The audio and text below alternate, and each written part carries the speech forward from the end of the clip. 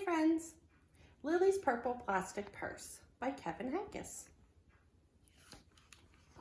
Lily loved school.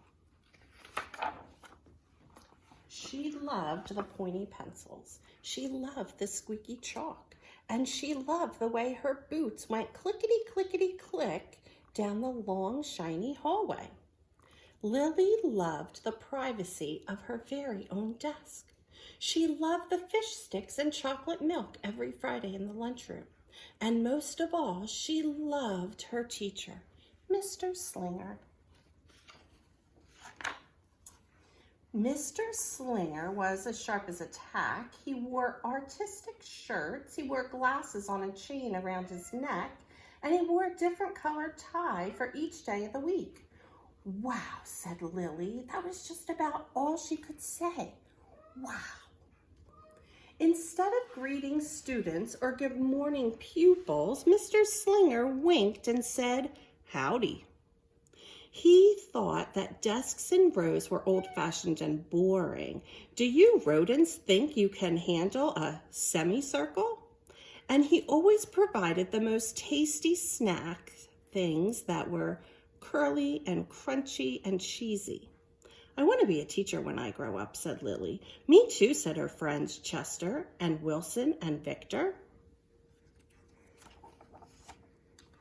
At home, Lily pretended to be Mr. Slinger. "I am the teacher," she told her baby brother Julius. "Listen up." Lily even wanted her own set of deluxe picture encyclopedias. "What's with Lily?" asked her mother. "I thought she wanted to be a surgeon or an ambulance driver or a diva," said her father.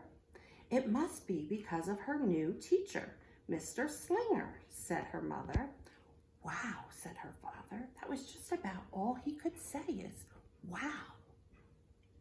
Whenever the students had free time, they were permitted to go into the light bulb lab. It was in the back of the classroom. They expressed their ideas creatively through drawing and writing. Lily went often. She had a lot of ideas. She drew pictures of Mr. Slinger and she wrote stories about him too. During sharing time, Lily showed her creations to the entire class. "Wow," said Mr. Slinger. That was just about all he could say. Wow. And at the very last second, Mr. Slinger saved the cold, starving elderly. She wrote stories about her teacher, Mr. Slinger. When Mr. Slinger had bus duty, Lily stood in line even though she didn't ride the bus. Lily raised her hand more than anyone else in class, even if she didn't know the answer. "Call on me, please, please." And she volunteered to stay after school to clap erasers. "I want to be a teacher when I grow up," said Lily. "Excellent choice," said Mr. Slinger. On Monday morning, Lily came to school especially happy. She had gone shopping with her Grammy over the weekend. Lily had a new pair of movie star sunglasses, complete with glittery diamonds, and a chain like Mr. Slinger's. She had 3 tiny, shiny quarters, and best of all, she had a brand new purple plastic purse that played a jaunty tune when it was opened. Her purse played music when it was open.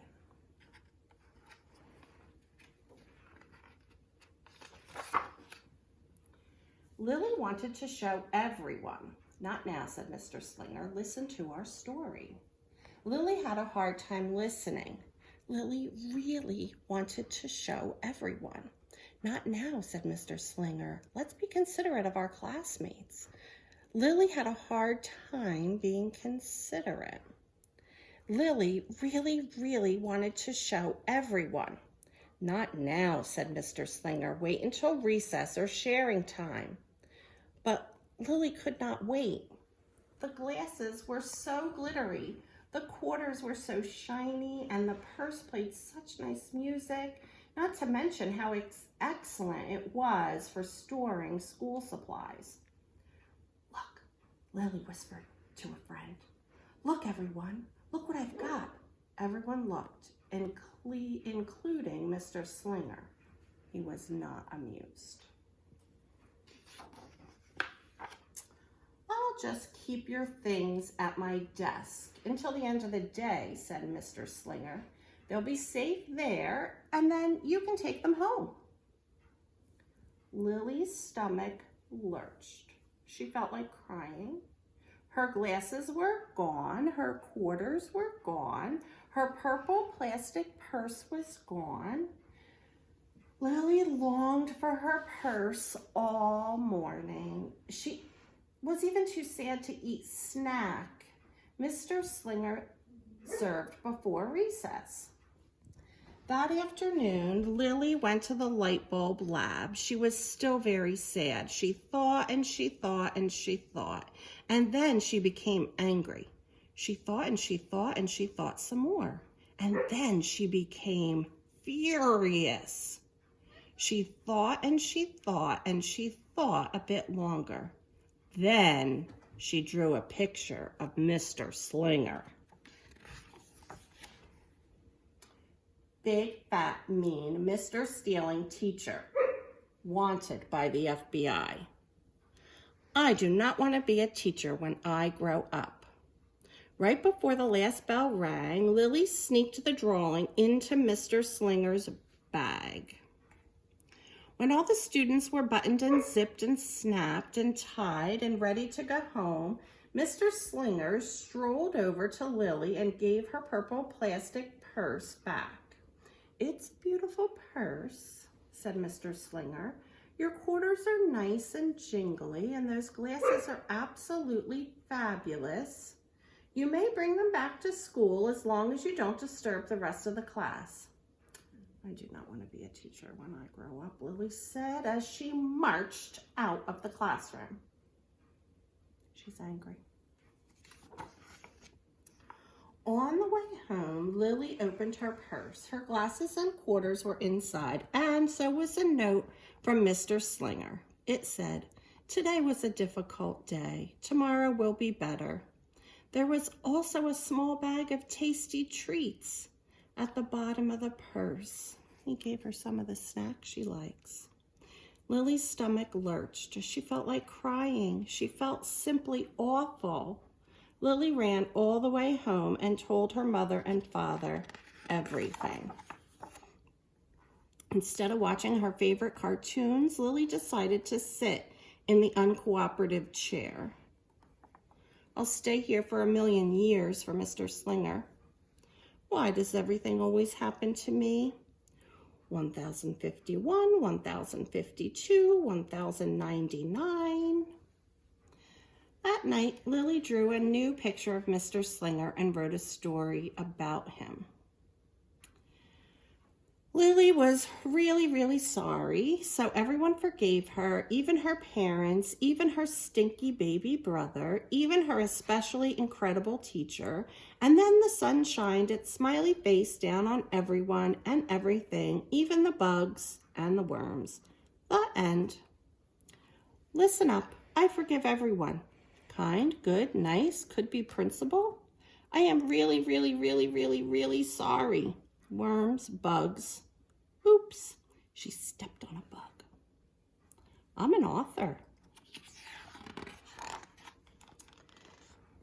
How could he resist my new frilly cheese balls? Lily's mother wrote a note, and Lily's father baked some tasty snacks for Lily to take to school the next day. I think Mr. Slinger will understand, said Lily's mother. I know he will, said Lily's father. The next morning, Lily got to school early. These are for you, Lily said to Mr. Slinger, because I'm really, really, really, really, really, really, really, really, really, really, really, really, really, really, really sorry.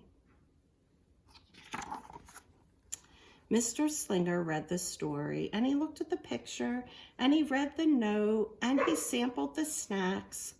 Wow, said Mr. Slinger, that was just about all he could say. Wow. What do you think we should do with this? Asked Mr. Slinger. Could we just throw it away? Asked Lily. Excellent idea, said Mr. Slinger. During sharing time, Lily demonstrated the many uses and unique qualities of her purple plastic purse, her shiny quarters, and her glittery movie star sunglasses. Then she did a little performance using them as props. "It's called interpretive dance," said Lily. Mr. Slinger joined in. "Wow," said the entire class. That's just about all they could say. Wow. Throughout the rest of the day, Lily's purse and quarters and sunglasses were tucked safely inside her desk. She peeked at them often, but did not disturb a soul. Right before the last bell rang, Mr. Slinger served Lily's snacks to everyone's delight. "What do you want to be when you grow up?" asked Mr. Slinger. "A teacher," everyone responded. Lily's response was the loudest. "Excellent choice," said Mr. Slinger. As the pupils filed out of the classroom, Lily held her purple plastic purse close to her heart. Mr. Slinger was right. It had been a better day. Lily ran and skipped and hopped and flew all the way home. She was so happy, and she really did want to be a teacher when she grew up. That is, when she didn't want to be a dancer or a surgeon or an ambulance driver or a diva or a pilot or a hairdresser or a scuba diver. The end. Friends, did you hear Ellie barking that story? She kept barking. Look at her out there. She's outside and she's telling me she wants to come in. I'm going to let her in now. Bye, friends.